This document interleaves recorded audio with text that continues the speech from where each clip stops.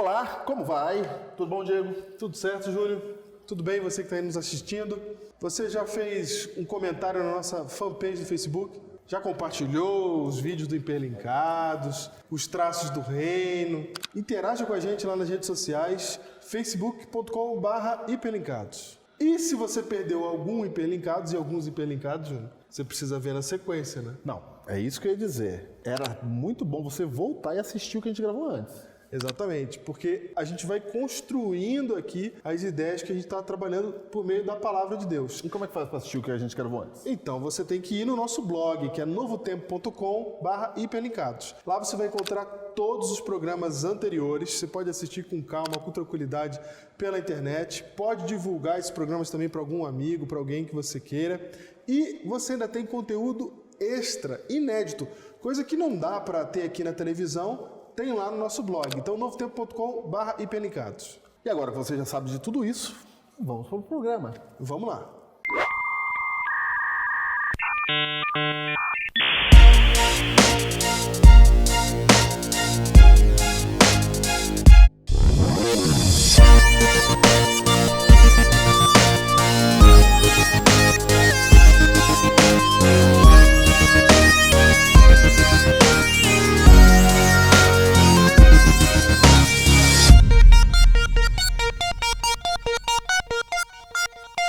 Júnior, no programa de hoje, a gente vai tratar aqui sobre um tema que é muito atual, mas a gente ouve isso direto, né? A gente vai tratar um tema muito atual, muito atual.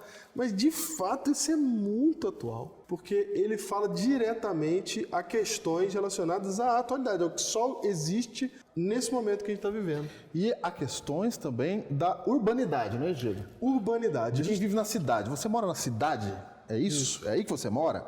Então, o recado é para quem mora na cidade. Isso, não vamos dizer que o recado é só para quem mora na cidade, mas é um recado que afeta diretamente, assim, no âmago de quem é metropolitano. Parte dali. Exatamente. Né? Sai da cidade e vai alcançar todo mundo. Você sabe, Júnior, que hoje a gente está vivendo num mundo que cada vez é mais urbano, as pessoas são cada vez mais urbanas, estão cada vez mais nas cidades. Só que a gente não tem pensado o cristianismo, a gente não tem pensado a Bíblia de acordo com essas questões aí. Essas questões, exatamente. A gente não tem levantado elas e resolvido elas pela palavra de Deus. E o que a gente vai fazer aqui hoje é um pouco disso. Então, por isso o programa de hoje tem como título Dois Senhores. E é claro que quando eu falo dois senhores, você já lembra do texto bíblico de Mateus 6, verso 24? E é o texto mesmo, é o texto mesmo. Você pensou nele, você acertou. Se você pensou nesse texto, é esse mesmo. É esse. O que diz aí, Diego? Diz assim: ninguém pode servir a dois senhores, porque ou há de aborrecer-se de um e amar ao outro, ou se devotará a um e desprezará ao outro. Ponto. Não podeis servir a Deus e as riquezas. Pera aí, Diego, você aí está dizendo que não dá para servir, não pode ser rico, é isso que está dizendo aí o texto? Eu vou começar do final do texto, não pode ser rico? Ok, está dizendo aqui, não podeis servir a Deus e as riquezas. Então se você tem dinheiro e está morando na grande cidade, acabou, é isso? Já é, você mora numa mansão, acabou, o texto está dizendo que acabou para você. É isso que está falando? Não é isso que está falando aqui. Não é isso que está falando. Então, para ver se não é isso mesmo que está falando, eu vou citar aqui Deuteronômio, capítulo 8, verso 18. Leia lá comigo.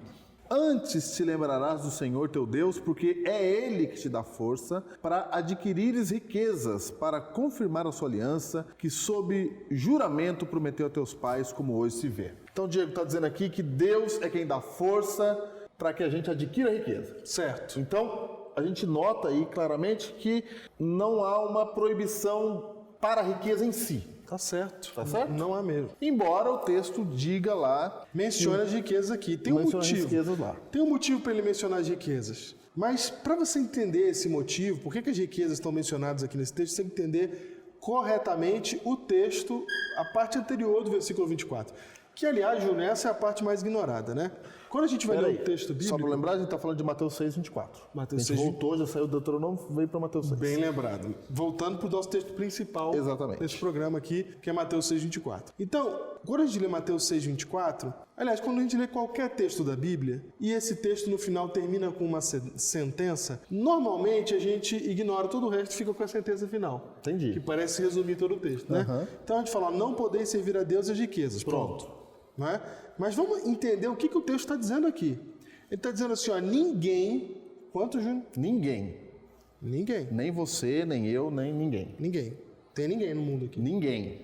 Será que não teve um tempo que existiu alguém e essa pessoa morreu e hoje não tem mais? Não, ninguém é muita gente, é todo mundo que é ninguém. É todo mundo que é ninguém. Ninguém engloba todos. Ninguém.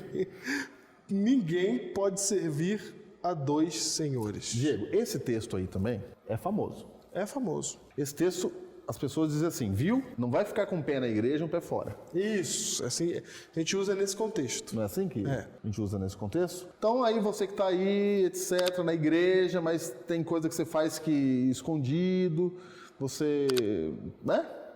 Não é muito cristão, a gente usa esse texto para você não fazer isso mais. A gente fala assim, não, você não pode servir a dois senhores, tem que ficar ou na igreja ou fora. Isso. É, a gente... Ainda tem o ou fora ainda, E né? normalmente a gente usa para casos assim de pecados, né? Alguma coisa que seja declaradamente contra Deus, É isso mesmo. não é? Então, a gente usa no sentido de não sirva a dois senhores, não faça isso. Isso, você não pode fazer o que é certo e o que é errado ao mesmo tempo, né? A gente põe nesse sentido, assim. Eu entendi. É esse o sentido comum quando você ouve o texto, a maioria das vezes, não é? Se você é cristão já de alguma igreja, é assim que você vai entender esse texto. Tanto, o problema da gente já ter uma ideia sobre o texto, Diego, é que a gente não lê ele, não estuda ele. Porque a gente já tem aquela ideia preconcebida e quando lê, pensa, é aquilo já que eu já entendi. Tenho certeza que quando vira o título aí, dois senhores, alguém já falou assim, já sei do que se trata. Porque a gente não lê mais o texto, não é? Então, o texto diz assim, ó, ninguém, como o Diego bem frisou, ninguém pode servir a dois senhores. Eu entendo que esse ninguém pode não é um conselho. Não é uma possibilidade. Não é assim, ó, não faça isso. A gente entende como Você não deve servir os dois senhores. Isso. Eu não entendo o que está escrito isso. a gente entende como se fosse uma possibilidade, assim, ó, viu? Não dá para servir a dois senhores, né? Não faça isso. Mas de fato o que o texto está dizendo é que O texto está dizendo aqui não dá. não tem como. Não há possibilidade de você servir a dois senhores. Então, olha só, o texto não está dizendo, na nossa opinião, o texto não está dizendo assim, ó, não sirva a dois senhores. Não é isso que o texto está dizendo. O texto está dizendo assim, ó, ninguém consegue Isso, exatamente. servir a dois senhores. Exatamente. Não há possibilidade de alguém servir a dois senhores. O texto não está fazendo assim, ó, viu? Deixa eu te falar um negócio assim, ó. Não serve dois senhores, não. Isso, o texto não está dizendo isso. Não, ele não está dizendo isso. Ele está dizendo assim, ó, não dá. Cara, não dá. É impossível você ter dois senhores. Não dá, não vai ter jeito. Não dá. Não dá para servir a dois. É uma impossibilidade. Isso. Então Jesus está olhando para você e dizendo assim, ó, é assim que você está vivendo?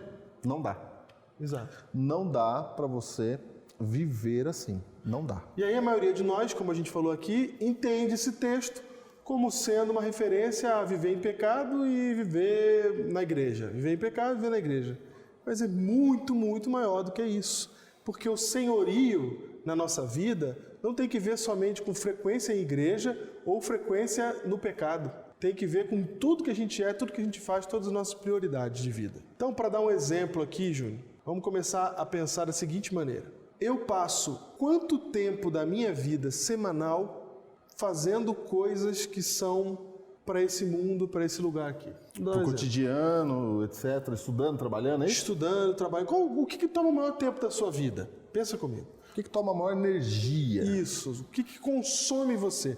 É o teu trabalho, é o teu estudo. Tem gente que trabalha e estuda. Sim, faz os dois. Principalmente nas grandes cidades. É o seu casamento, educação de filho. O que consome você?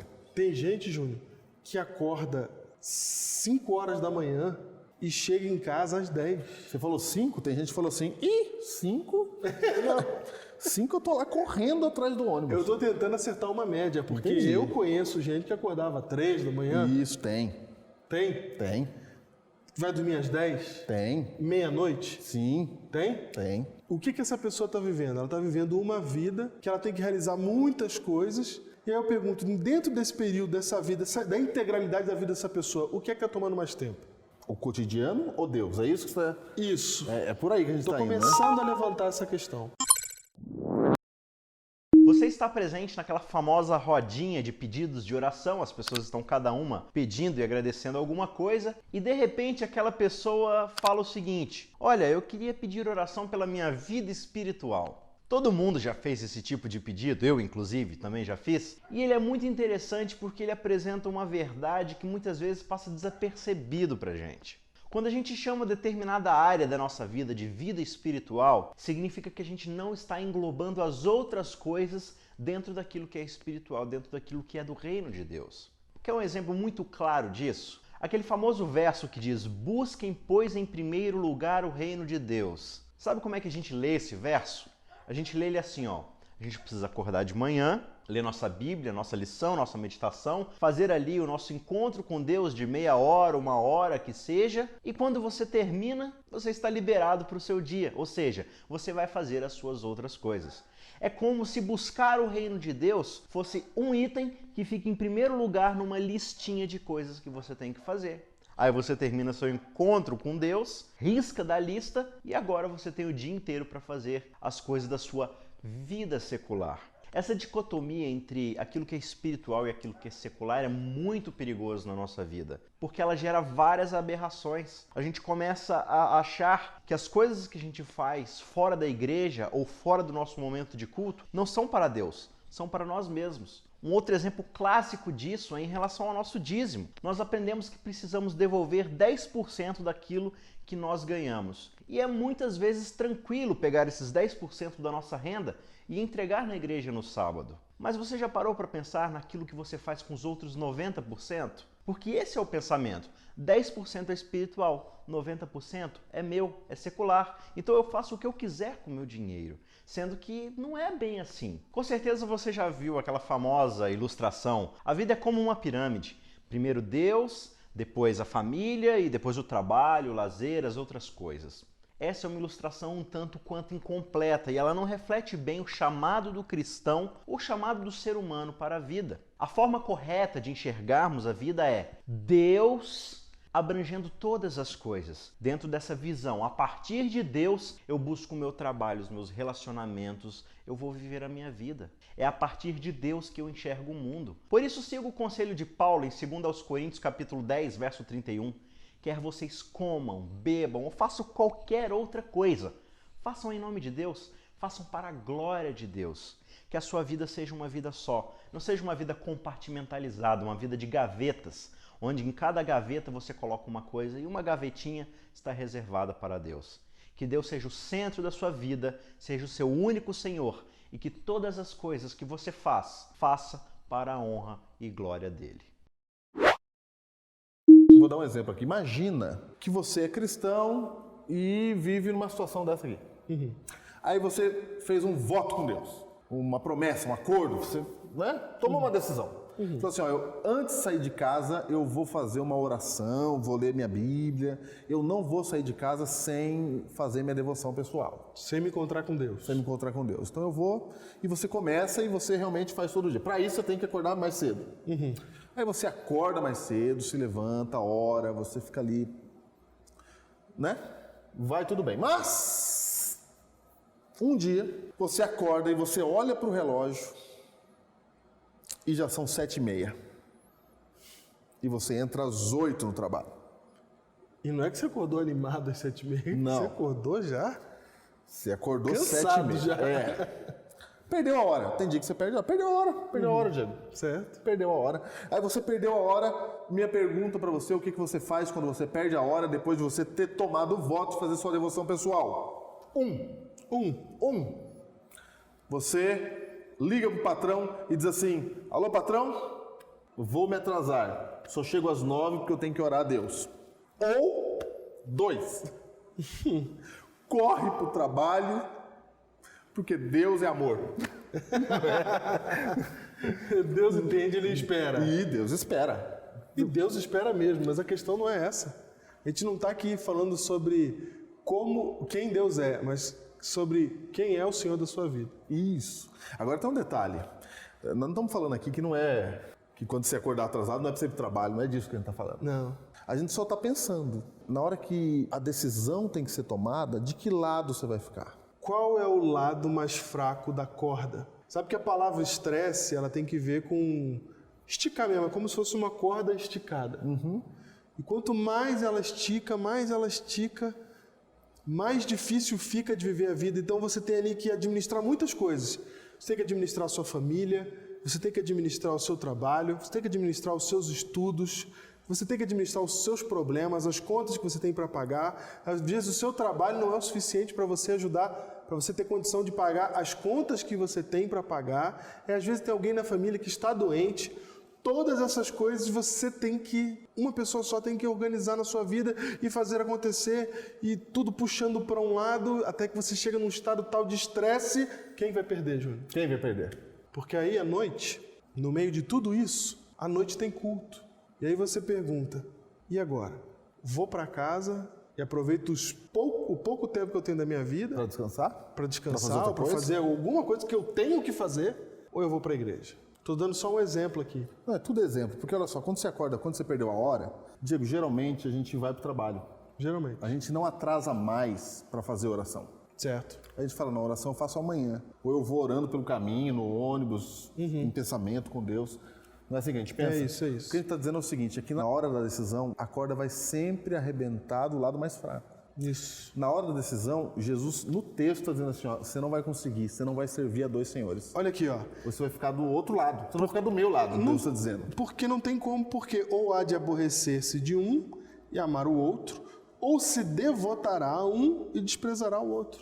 Não tem jeito. Então ele está falando assim, ó, em algum momento, se você tentar ter dois senhores, em algum momento você não vai conseguir, um vai ser desprezado. Um vai ser desprezado. Um vai ser desprezado. E aí é que está o que a gente quer falar aqui nesse programa. A questão dos dois senhores não é a questão apenas de viver no pecado, viver na igreja.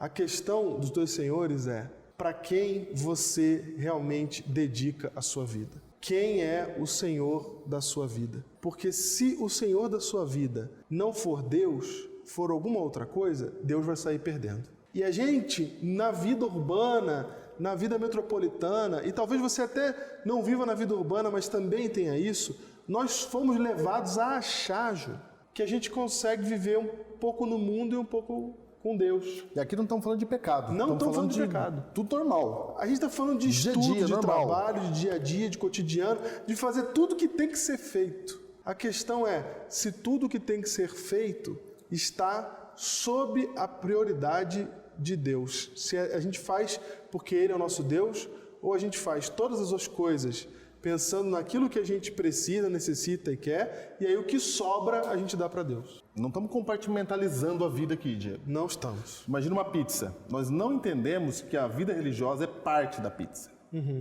Nós entendemos que a vida religiosa é o tempero da pizza, de toda a pizza. Isso. Ou seja, não é para você parar de trabalhar, de estudar, para ficar fazendo só coisas de igreja. Não é isso que a gente está dizendo. Exatamente. Não é isso. O cristão, na verdade, o cristianismo, ele tem que temperar a sua vida. Toda a sua vida. Tudo que você faz está envolvido com o cristianismo. Exatamente. Quando você compartimentaliza a vida e você fala assim, agora eu faço coisas de Deus e coisas que não são de Deus, aí começa a dar um problema em um dos efeitos colaterais, é isso que a gente está dizendo aqui.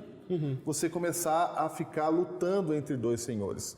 E aí, o que Deus está dizendo para nós é o seguinte, não dá, você não vai conseguir. Se você pensou em fazer um projeto para a igreja, alguma coisa para a igreja, mas se seu filho está com problema, de que lado você fica? Sim. É disso que Deus está falando. Deus está falando assim, ó, na hora H você vai ficar do lado do filho, porque é assim mesmo, é normal, não estamos falando de pecado, de erro, de nada disso. Nós estamos falando que não dá para servir a dois. Você tem que entender que a prioridade precisa ser Deus, você tem que colocar isso no momento que as coisas estão boas. Legal esse exemplo que você deu da pizza, porque ajuda a gente a entender uma coisa aqui, ó. Vamos voltar lá para o começo, para a hora que alguém decide o que é que vai ser da vida. Sim.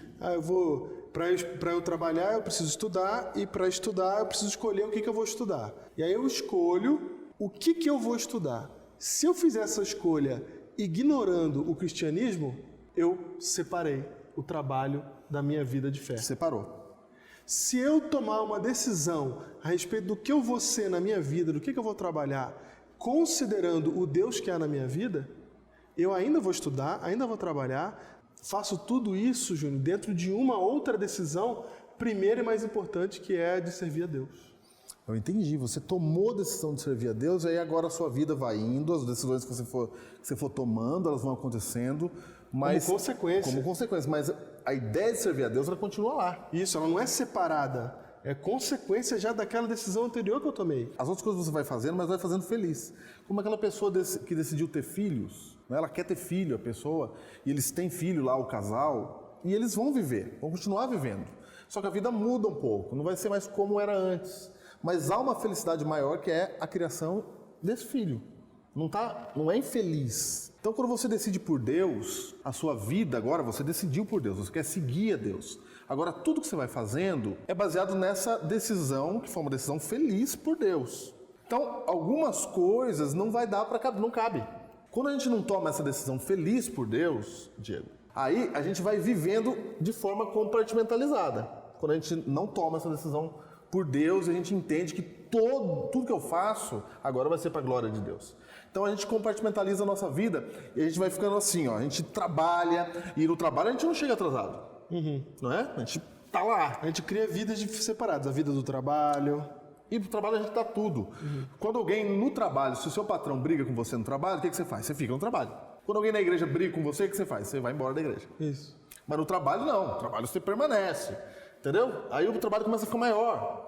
A sua vida profissional começa a ficar maior. Se você tem que pregar na igreja, você não se prepara muito, mas se você tem que apresentar um trabalho na escola, você se prepara mais. Se você tem que cantar numa feira, num evento da formatura, você ensaia para cantar. Se você tem que cantar na igreja, você não ensaia tanto.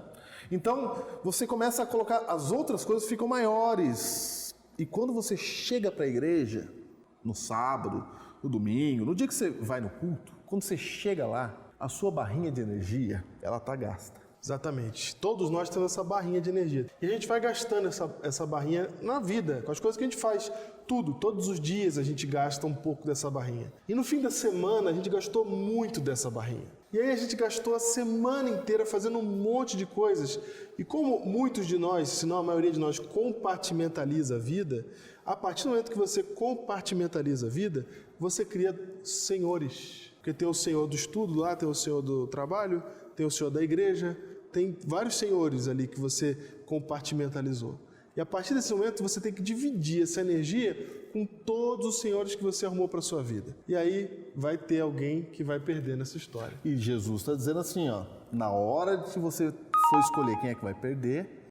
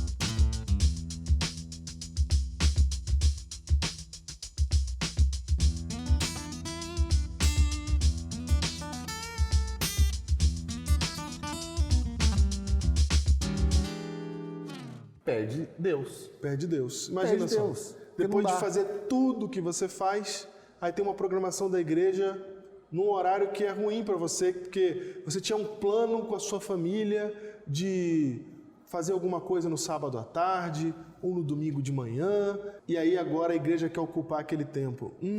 Perde Deus, perde a igreja. Não que passear com a família seja ruim, Lógico que não. mas não. Por favor. É lógico, você pode passear com a sua família. Mas como é que tá aí? Como é que você está indo para a igreja? É disso que a gente está falando.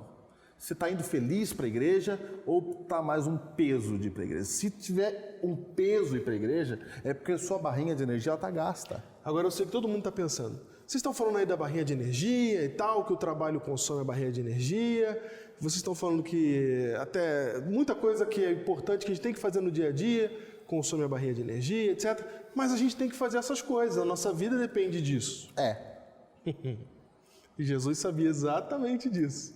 Porque a partir do próximo verso, do que Jesus vai falar, Júlio? Jesus olha para nós e fala assim, ó, não andeis ansiosos pela vossa vida. Isso, ele fala, ó, não fica preocupado com o que vai comer, com o que vai beber, com o que vai vestir. Opa, é disso que ele está O falando. trabalho serve para resolver o quê? Essas coisas. Exatamente. Por isso que no 24 ele fala assim, não dá para servir a dois senhores. Aí você fala, e agora? Agora, não Calma. fica ansioso. Fica tranquilo. Fica tranquilo. Fica tranquilo. Não vai ficar ansioso com a comida, com a bebida. Não quer dizer que você não vai trabalhar. É outra história. Mas não é pra ficar ansioso, é diferente. Exatamente, ele tá falando de ociosidade, ele não tá falando de ociosidade. Não, tá ansioso, preocupado com isso. Aí Deus olha pra nós e fala assim, ó, fica tranquilo. Isso. Por quê? Porque, Diego, o próprio Cristo fala assim, ó, ele fala assim, ó, observai as aves do céu, observai os lírios do campo. Você conhece o texto, lê lá. E ele diz assim, ó, porque os gentios, os que não são judeus, que não são da igreja, é que se preocupam com essas coisas. Sim, por quê? Porque eles não têm ajuda de Deus. Isso. Deus olhando para nós está dizendo assim, ó, eu te dou permissão para você fazer da corda mais fraca as outras coisas. Eu tô te avisando que eu sou a corda mais forte. Não é? Deus está dizendo assim, ó, e o meu emprego, e o meu trabalho, e essa vida? Deus está dizendo assim. E o que ele diz, Diego? Em Mateus 6,33, Júnior diz, buscai, pois, em primeiro lugar o seu reino e a sua justiça, e todas as outras coisas vos serão acrescentadas.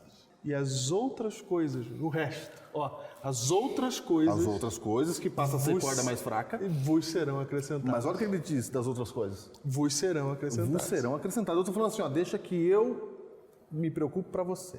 Deixa que o que é supérfluo eu cuido. Eu cuido, mas eu vou cuidar para você. Exatamente. Agora olha um detalhe aqui. Lá em Deuteronômio 8,18 falou, antes te lembrarás do Senhor, que é Ele que te dá força para adquirires riquezas. Antes vem o Senhor. Exatamente, Júnior. Então, às vezes a gente fala assim, olha, buscar primeiro lugar o reino de Deus, primeiro eu vou fazer alguma coisa de Deus aqui para depois eu ir trabalhar, para depois eu ir viver para o outro Senhor. Mas não, busque a Deus em primeiro lugar e vai para todo o resto junto com Ele. Faça todas as outras coisas junto com Ele, porque é Ele quem vai prover o que você precisa, o que você necessita. Porque Ele está dizendo que a sua principal preocupação pode ser o próprio Deus. E as outras coisas que a gente tem se preocupado mais, principalmente para você que mora na cidade, Deus está dizendo, pode deixar que eu resolvo para você. Exatamente. E somos humanos. Todos nós temos essa barrinha de energia aí que vai acabando, acabando, acabando, acabando.